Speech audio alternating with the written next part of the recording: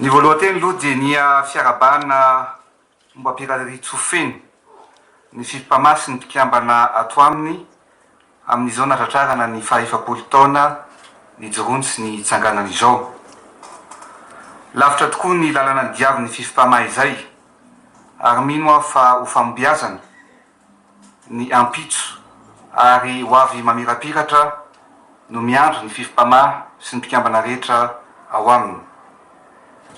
Araka ny efa fantatrareo dia mpandraharaha malagasy toanareo ny tenako talohan'ny nandraisako an'izao andraikitra saniko izao. Koa izay indrindra no mahatonga eto androany anio ny firaisan-kina aminareo, ary indrindra ao anatin'izao fankalazana ny tsingerin-taona faha-efapolo ny fivondrona ny mpandraharaha malagasy izao, satria matsiaro teny fa ho tafiditra ao anatin'izany ny tenako.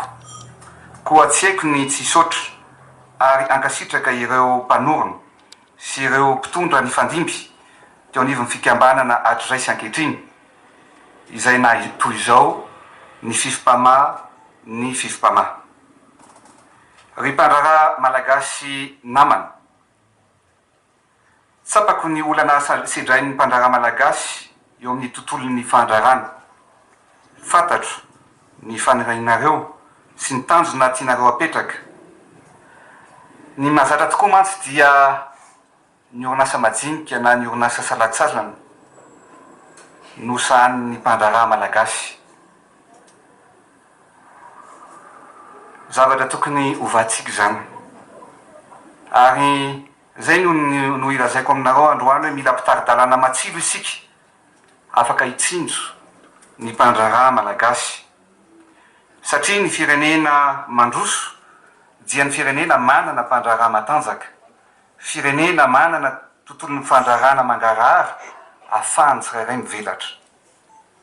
Andraikitry ny fitondram-panjakana ny miantoka ny fahafahan'ny mpandraharaha tsirairay avy manao ny asany malalaka, miaro azy amin'ny fampiarana ny lalana velona ary mametraka ny rafitra rehetra ahazony manatsara sy mamany olana rehetra izay mety mitranga. Eto aho dia manome toky ny fifipamà sy ireo mpikambana rehetra ao aminy ary ny mpandraharaha rehetra tsy ankanavaka fa ny fitondrana tetezamita sy ny tenako dia andray andraikitra trano ary aho sy anampy ny mpandraharaha malagasy ahafahantsika manarina ny toe-karena eto Madagasikara. Ho ela velona sy aomby ane ny fifipamà, masina tanindrazana, misaotra tompoko lahy, mankasitraka tompoko vavy.